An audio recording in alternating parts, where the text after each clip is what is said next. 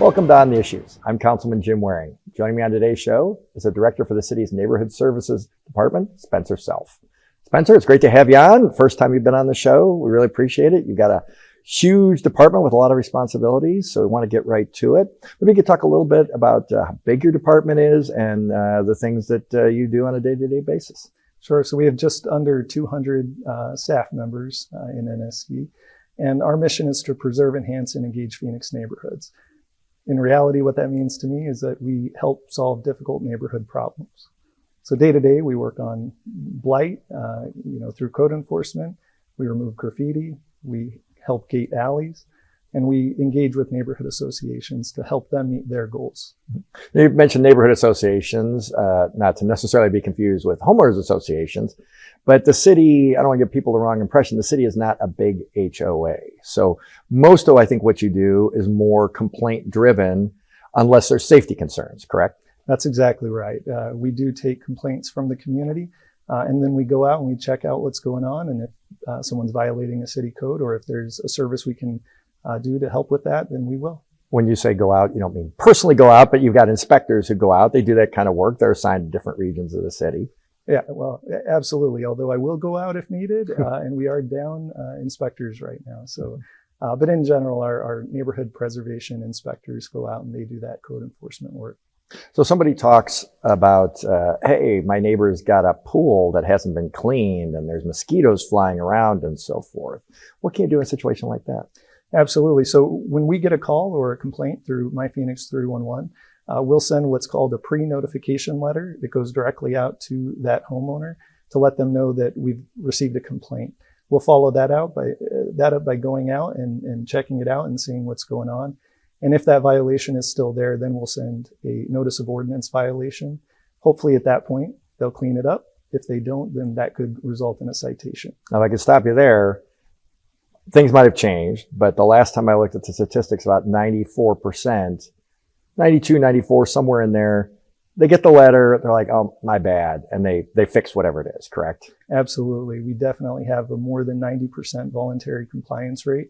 It's been as high as 98% and as low as about 89%. Right now, we're right around 92, 93%.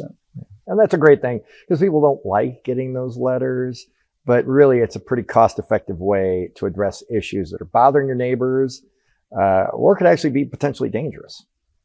Absolutely. And we really value partnership. We don't want people to be afraid when they do get that letter. We do emphasize, hey, if something's going on, give us a call, talk to your inspector.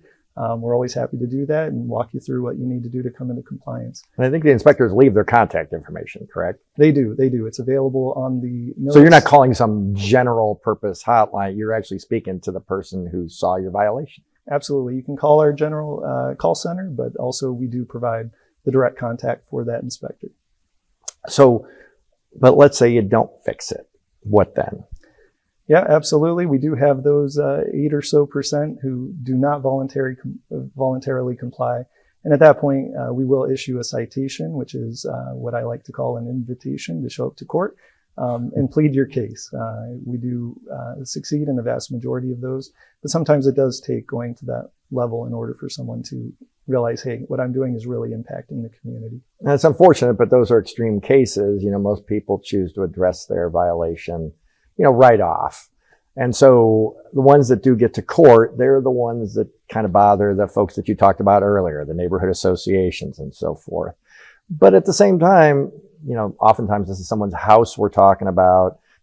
This is the place where they live. So it's not like, I think sometimes people who call my office say, well, this has been dragging on. Well, we can't just take their house away from them either, or, make them clean it up without some sort of due process. That's right. We are the Friendly Neighborhood Services Department. We want to work with everyone. We are willing to take it as far as it needs to go, but we don't want to start there. To your point, we want to meet people where they are and help them understand the rules that they need to follow. And we've definitely had issues in my district, but I know all around the city, I'm sure, where, people just don't change. They've got garbage stacked up outside their house or some other violation, weeds 6 feet high. It's impacting your neighbors. It's impacting the value of their homes. And so for those who might say anything that we've said, you and I so far in this show, that this is heavy-handed, you got to look at it from the perspective of the neighbor. You wouldn't want that right next to you either. And we don't have people driving around just looking for minor violations. It's not like that. It's somebody was unhappy. And sometimes inspectors, I'm sure, go out and say, we're not really seeing what the neighbor's seeing, correct?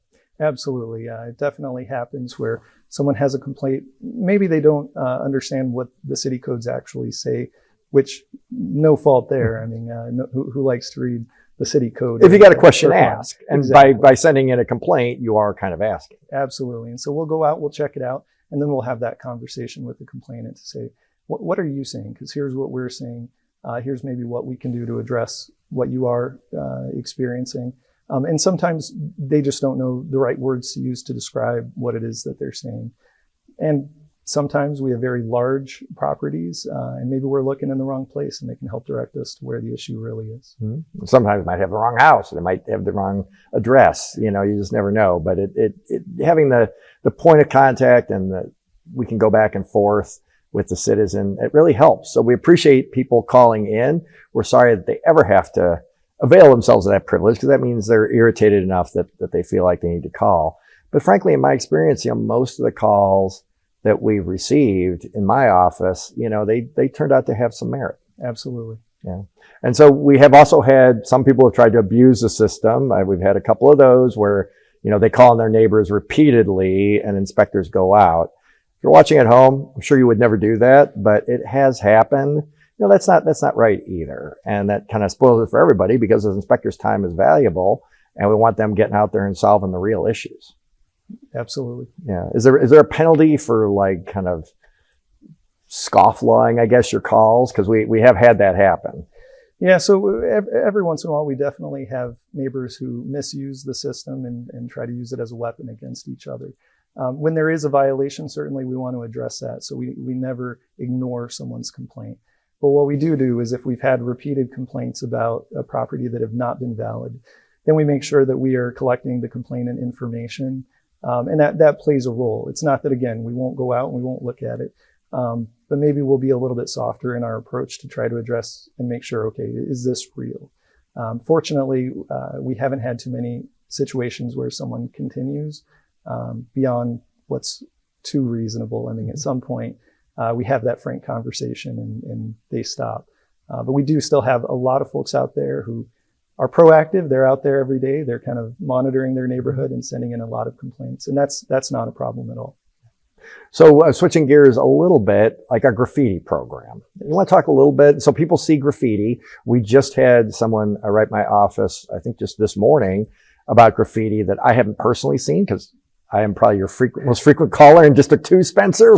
Talk about that in a second, but I saw you grimace, so you know that it's true. But I hadn't actually seen this graffiti. I guess it was visible from the freeway. But you want to talk about what the city can do in situations like that? Absolutely. We have graffiti busters who work 7 days a week, and they're out there removing graffiti. Generally, if you send us a report, and especially if you can take a photo of that graffiti, we'll have it removed within 24 to 48 hours, sometimes even the same day. But it's definitely important to tell us where it is. Very specific where. Yeah. Yes, sometimes exactly. We get vague, somewhere along 7th Avenue. Okay, we need to narrow that down a little bit. But you do have teams that go out and address this. We do, yeah. Our graffiti busters are amazing, and they do a great job. Mm-hmm.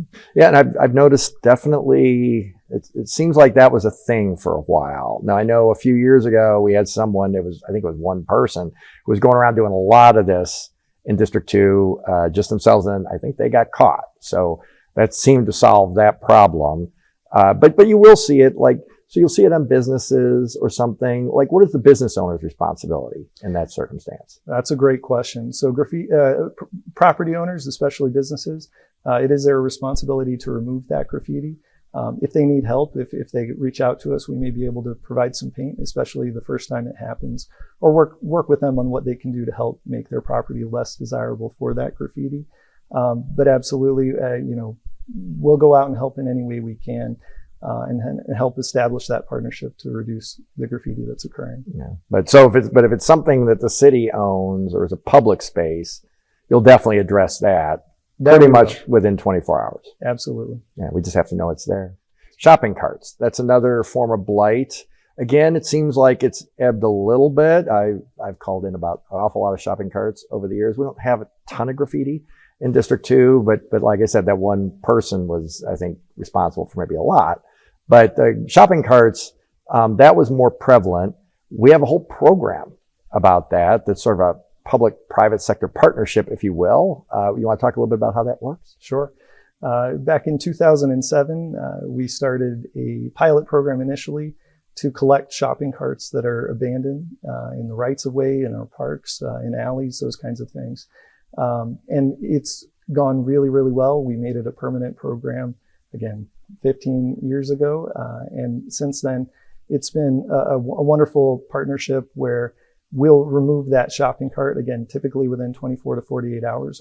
And I should say, when I say we, I mean our contractor who goes out and does that. But that's not city employees. That's a company that bids on the business. That's right. That's right. It's a company that provides that service. Mm-hmm. And we have seen, we saw an increase, a significant increase in the number of shopping carts that were out there. It peaked at around 9,000, and it's come down a little bit. It's closer to 7,500 for this last calendar year. So I'm not imagining that there's less. And you are not. You are not. There is definitely less out there. Yeah, it did seem like just people would leave them, sometimes in the most random of places.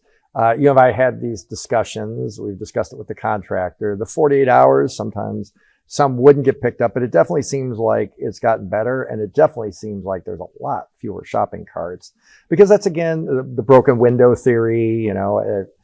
For those who are familiar, if you just leave that kind of thing to sit there, then other stuff happens. Seeing a shopping cart out there, graffiti, we want to get that cleaned up so our neighborhoods don't have to see that. And one shopping cart might turn into 5. We can't have that. That's right. So what happens to the shopping carts after they pick them up, and how does the business make money? So our contractor will return that shopping cart to the retailer. Right now, we work with those retailers, and they pay for essentially that service. So they help to reimburse the city of that cost to have the contractor go out and return that shopping cart. That's a polite way of saying we're sort of ransoming it back to the different stores. But I think technology changing. I think people are now, business owners, particularly big businesses, are now putting the GPS locators and stuff on the shopping cart, so you can't take them out of their parking lots and so forth. So hopefully that may lead to a lessening from the number you cited, 7,500, because that's still a lot, down to something less than that. But what if the shopping cart is full of stuff? Obviously, people have seen some of the folks who maybe don't have shelter pushing their carts and so forth. But certainly I've had this experience. I'm sure I'm not the only one, probably people watching the show. They just see a shopping cart out. It's full of what at least looks like stuff. What happens then? That's a great question. So when it comes to filled shopping carts, we partner with the Office of Homeless Solutions. Just like any potential encampment, they will take a look at it and try to determine whether or not this could be personal property. If it is, the Office of Homeless Solutions has a program where they will store that property. They'll tag it. They'll give folks a time to collect it. And I really want to stress, these are abandoned shopping carts, so we're not going and removing them from anyone. I've seen them out in the middle of sidewalks, in the middle of city blocks, with no one anywhere even close to being around. With no real place they could be behind a corner or something. It's just sitting there. Yeah, absolutely. So yeah, they'll store that, but that way we can move that shopping cart and get it back where it belongs. But people have complained to me, and I know the rules, so I don't complain, but I have pointed out the cart has to sit there for a while. You can't just take it like on the first blush. It does, yes. It's tagged for 24 hours to give them that opportunity in case they've walked away, and they'll come back. Yeah, it's not an ideal situation by any means. I think city is looking to address that with some of the changes in Supreme Court cases and so forth, but that's probably a conversation for another day when I maybe have the city attorney on or something. But you want to talk a little bit about your career. So you didn't always do exactly this kind of work, but you have been with the city for a while. How long, and what did you do before you were with Human Services? Sure. So I've been with the city for 19 years. I started in the audit department as an intern while I was finishing my finance degree. And I really thought I'd be with the audit department for my whole career. I was an internal auditor 1 and auditor 2. I think they've revamped the titles there. But and then in 2010, when the Great Recession hit, my position was eliminated with the audit department. And it ended up being a great opportunity because the city, a great employer, found a spot for me in the aviation department. And I went to work there helping to support the community on a program called the Community Noise Reduction Program. We were buying homes that were noise impacted by the airport and helping to relocate folks to another area. And working with the community was a great experience that opened my eyes to what the city really has to offer. From there, I've worked in the Public Works Department, a little bit in the city manager's office, and I came to Neighborhood Services 10 years ago as the Admin Services Deputy Director, and then became the director about 7 years ago. Yeah, now you're on a 200-person operation. But going back, just because now that you've mentioned it, the program you ran at the airport, we're basically buying houses to relocate people. It also provides opportunities for airport expansion. Absolutely. Yep. So just so people know, like, not just glossing over it, I wanted people to be able to aware of, like, we've got that program, and if you're out there, you live near the airport, feel free to call. Sure.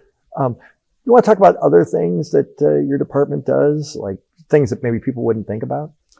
Absolutely. You know, the Neighborhood Services Department is interesting. Not every city has a Neighborhood Services Department, and we really do ebb and flow and change based on what the neighborhoods need.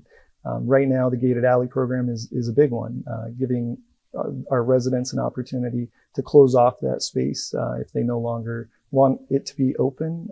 And people might be staying back there, and so it kind of makes people uncomfortable. So we talk a little bit about how the Gated Alley program works. Absolutely. So if residents are interested in the Gated Alley program, we encourage them to reach out to us so we can do an initial look. Make sure that they have at least 5-foot fences or walls on either side of the alley. Make sure that we don't have apartment complexes or businesses that are using that alley for primary access to their facility. And we'll let them know if they're a potential candidate. From there, there's a petition process where they can get their neighbors' signatures. It is a property ownership petition process. And so if they get 50% plus one members of that alley segment to sign off, then we will run that through our process, engage with Public Works, Planning and Development, get permits, and work with a contractor to install those gates. Yeah, it's been a successful program that's really sort of popped up just in my time. District 2 doesn't have a ton of alleys. And I think with development going forward, we're trying to avoid alleys. They're just places where sometimes trouble can happen. People used to put their trash out there, now not so much. But it is something that, you know, they definitely exist through a large swath of the city and could be a source of attractive nuisance, I guess I'll say. Absolutely. So yeah, so neighbors really seem to like that. How about else? Do you work a lot with homeowners associations? You mentioned neighborhood associations. You want to talk about those interactions? Absolutely. We work with any neighborhood association, homeowners association, block watch. We work with business alliances, really about any of the issues that are going on in their community. We help them learn about the city and what resources the city has to offer, but also how to look to each other and to other levels of government and businesses to figure out how to problem solve. What are some of the problems that come up? Sure. So the gated alley is a great example of a particular type of issue related to their space that's a problem.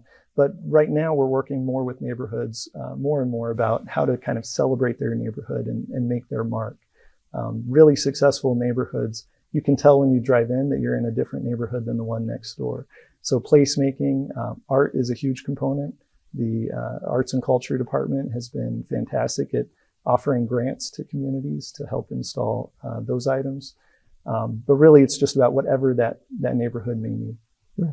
I mean, how many neighborhoods do we have in Phoenix? Like, how many people do you hear from at a given time?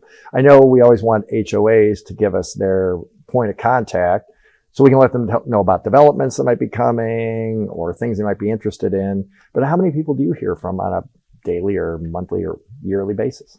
So we currently have a total of around 550 listed neighborhoods with the City of Phoenix Neighborhood Link. And we hear from folks all the time. Now, not every neighborhood is super engaged. Not every neighborhood has monthly meetings, those kinds of things. But through the Neighborhood Link, they're able to activate when they need. to let us know when something really is going on. We have some neighborhoods who are very active with neighborhood leaders that we talk to on a weekly basis. And we have others who, again, we just hear from if they really need something. But either way, it's a great conduit for them to be able to reach out to us and to know us and what we do. Right.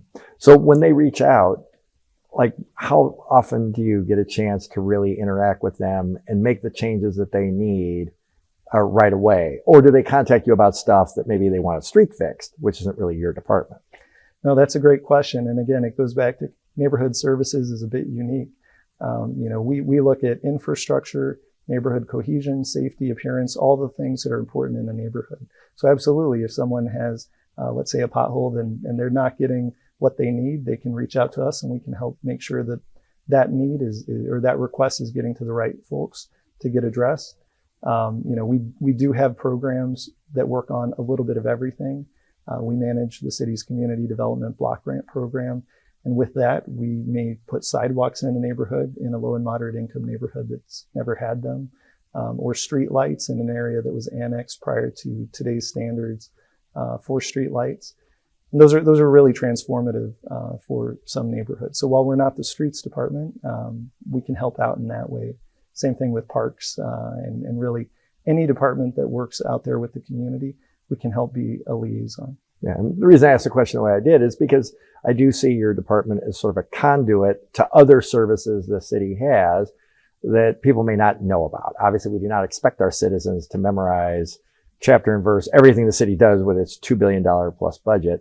So it's good to know that you're there and that people can reach out to you and so forth. Obviously, we get a lot of calls at my office where we reach out to you. But one in particular that comes to mind that I think about is, sort of the tunnels that go under streets. People were living down there. It's not safe. A lot of that is for drainage. And we don't really have a lot of alleys to gate. We did want to make sure that we secured those facilities because sometimes the detritus that people were leaving was blocking water flow and so forth. So that while that may be the water department's problem, in some respects, it also fell into your lap. You want to talk about that a little bit? Absolutely. So as we were gating alleys, you had brought up, there are these other areas that are kind of similarly situated where we were having problems. And so we partnered with our streets department and water department, and they created a gated culvert program, which was great. It was another opportunity to say, hey, what's a common sense approach to dealing with this issue and helping prevent a problem that could have larger ramifications? In addition to just being unsightly, causing blight, we were having graffiti in those areas too, so it helped reduce that as well. Yeah, and HOAs had contacted me in one of the cases, probably two of the cases actually, now that I think about it, and a couple I just knew of just from sort of observing it myself. So, I mean, that is a way that, people can use their government to their advantage. One thing though, we do have to know about it. Can't count on Spencer and Jim to just drive around all day and see this stuff.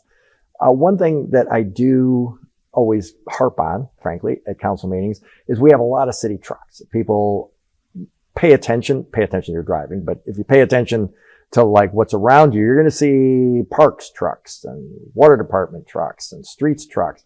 Obviously the Tahoes and sometimes the fire engines. Do those people contact you with, hey, I saw graffiti, or I saw, some people down in a culvert or something, maybe you should gate it? Does that happen? Absolutely, all the time. And that's one of the great things about the city of Phoenix is while we all have our job to do, we have a lot of great employees who have no problem reaching out when they see something else. They live in the city themselves. Absolutely. Recently, so in addition to My Phoenix 311 that all of our residents have access to, the IT department partnered with us to create Phoenix Act, which is an internal app, very similar, but it's a way that folks who are working for the city can very quickly report issues that are occurring. And quite a few of those come to neighborhood services to address. Now, and the reason I harp on it so much is I call you a lot with different things, less so now because I do think some of the issues we talked about, graffiti and shopping carts particularly, haven't been as much an issue the last couple of years. I don't really know how to explain that, but that seems to be the case. But I would find myself sort of mentally thinking, okay, I got to remember that spot, and that spot. And then I'd get to wherever I was going and stop. And then you get a flurry of texts. So I do appreciate all the responsiveness from over the years, but there's certainly enough city employees out there that I hate it whenever I see something by the side of the road or graffiti or something that it's been sitting there for a while. So have we got any metrics? I know like the water department does about water leaks. How long does it take to fix the average water leak? Do you have metrics to really track some of the stuff that we've been talking about? We do have metrics for how long we have cases open. So once they're reported to us, and how quickly we address those. So for instance, for graffiti, we are routinely just over 1 day on average in terms of our turnaround to remove that. For code enforcement, since we're working with a private property owner, it's a little bit longer. And if you have to go to court, that can be a long process. It is. So we do have those metrics. We watch them very closely. During COVID, for instance, we were a little bit slower to issue citations. There was a lot going on in the community, a lot of fear, a lot of mistrust of government right around then. And so we wanted to make sure that we were meeting people where they were in terms of understanding what they may be facing. But now it's a much quicker turnaround. So we've seen a reduction in those cycle times of cases overall.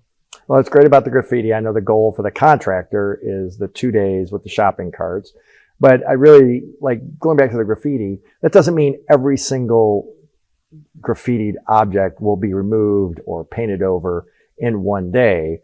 Depends on the size, I'm sure, and so forth, availability of paint, etc.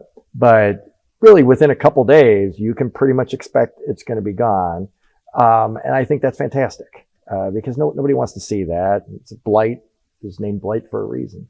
But I think it's awesome what you're doing. The court cases we do, if you're watching at home and you're like, well, my court case took longer than a day. Yes, the court cases, that drags out. But again, I would just ask people to recognize that that is a little bit of a heavier lift. We have to prove our case in court, just like everybody else is complaining about something. So the city doesn't really get special treatment. Well, I really appreciate, Spencer, you coming on the show, your first time. So appreciate very much your willingness to do it. But that's unfortunately all the time we have. But I just wanted to thank you for being here and thank you for what you're doing. And if you have any questions or comments, please call my office at 602-262-7445 or send a message at Phoenix.gov/District 2. And I look forward to seeing you next time on The Issue.